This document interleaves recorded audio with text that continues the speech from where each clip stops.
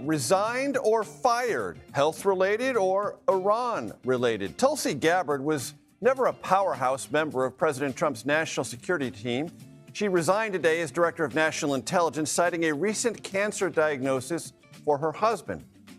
However, soon thereafter came reports that the White House forced Gabbard's hand. It's worth reminding ourselves, in congressional testimony in March, Gabbard did not endorse the war with Iran and dodged most lawmaker questions about its regional or global risks. In written testimony to the Senate, Gabbard also flatly contradicted Trump's assertion that Iran had rekindled its nuclear ambitions after U.S. and Israeli bombing runs in the summer of 2025.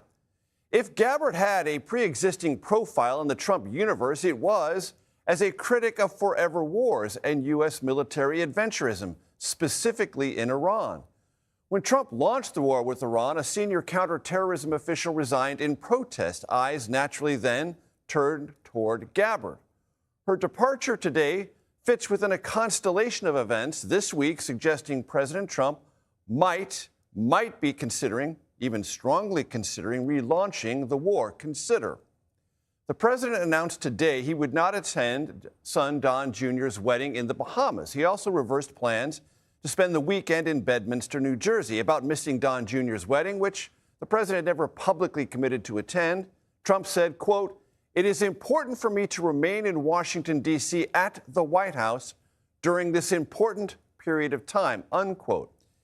As was also true before the war began in late February, there was today a flurry of diplomatic activity, with Qatar and Pakistan engaging Iranian officials to avert resumption of hostilities. There was also a phone call this week between Trump and Israeli Prime Minister Benjamin Netanyahu that several news outlets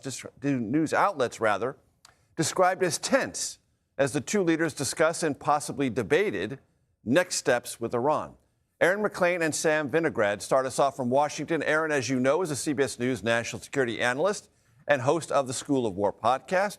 Sam, also a CBS News national security contributor and former assistant secretary for counterterrorism at DHS. Sam and Aaron, I want to put this both to you. Evaluate the timing, implications, and possible replacements for Gabbard now that she's out. Sam, we can start with you. Yeah. I can kick off on the timing and implications. Timing-wise, certainly we all wish that Tulsi Gabbard's husband's health recovers quickly. And certainly there has been a bit of a roller coaster when it comes to President Trump's relationship with Tulsi Gabbard, particularly over the last several weeks. With respect to implications, Major, I want to stress one thing. I've worked with two directors of national intelligence very directly. The DNI, the Director of National Intelligence, is only as useful as the president chooses to make that person.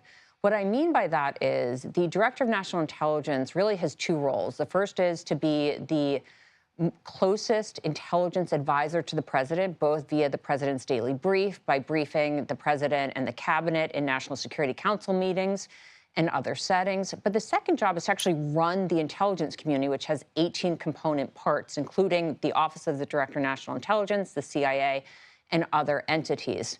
So if the president does not actually turn to the DNI for intelligence and analysis, and then integrate that intelligence and analysis into his decision-making, whoever the DNI is irrelevant. And so with respect to the implications, President Trump has not been known for relying heavily on DNI Gabbard, nor her predecessors in his first term. So Aaron is better positioned to discuss who could come next, who could succeed her. But what's more important is whether President Trump actually integrates that person's intelligence analysis into his decision-making process. Aaron, how do you read possible replacements and what this all might mean for a potential resumption of hostilities with Iran?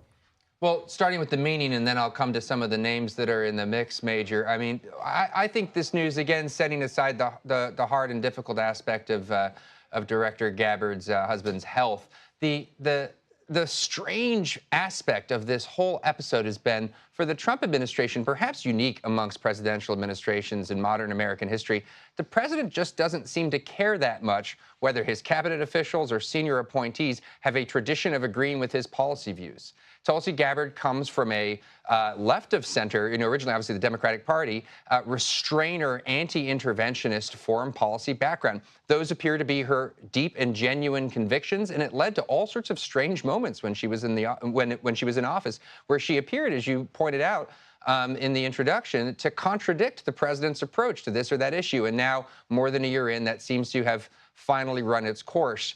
Names in the mix, there's been some discussion of the current deputy director of the CIA, Michael Ellis, also the director of the CIA, John Ratcliffe, who's been very prominent in some of the administration's diplomacy recently, for example, traveling to Cuba to conduct discussions there. These are all plausible potential successors to Gabbard. Aaron and Sam, does it feel to either one of you like something might be in the mix the next 3 or 4 days with Iran and a key decision about negotiate or resumption of hostilities?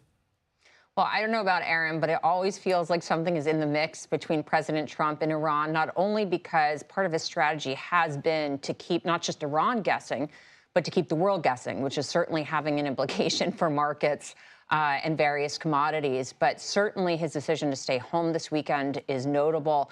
At the same time, we do understand, and we do have sources telling us that President Trump and President Xi in China last week had very lengthy discussions about Iran, and that China has continued to urge President Trump behind the scenes not to engage in additional military action against Iran, while China and other countries have been working with the Iranian regime to get tankers out of the Strait of Hormuz and more. At the same time, of course, Prime Minister Netanyahu of Israel has different views. So do I think something's in the mix? Yes. But at the same time, I do think the Chinese are urging President Trump to give diplomacy yet another chance. And Aaron, what about this heated phone call as described by many news outlets between Netanyahu and the president? Well, obviously, Israel and the United States have divergent strategic goals here. The Israelis have been all in for setting the conditions for regime change from the very start of this operation, indeed, even before this operation. And President Trump has vacillated on that question, and right now does seem to me to be genuinely pursuing a deal. But I would be genuinely shocked if the Iranians were going to offer President Trump anything that he would be able to represent as a good deal, which, for example, would involve spiriting the nuclear dust out of Iran, zero enrichment, a conditionless reopening of the Strait of Hormuz. I don't think that that's on the table, which is going to compel him to decide, does he want to take a not good deal or return to military action, neither a particularly attractive choice. Aaron, I'll start with you on this and to Sam. What would be the militarily relevant targets if, in fact, the president were to go to what the Pentagon has made available, not advocating, just saying these are available, that would be relevant if these hostilities were to resume?